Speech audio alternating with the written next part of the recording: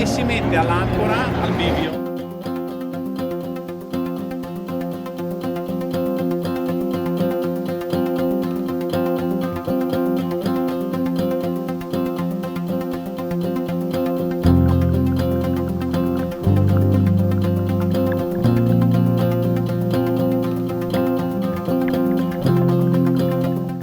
Questa è la prima manifestazione che parte da dove arriva fino a Malcontenta, quindi è una grande novità. I canoisti che sono pronti, circa 35 canoe, adesso andate in quella direzione e troverete un gommone grigio che vi accompagnerà alla prima conca.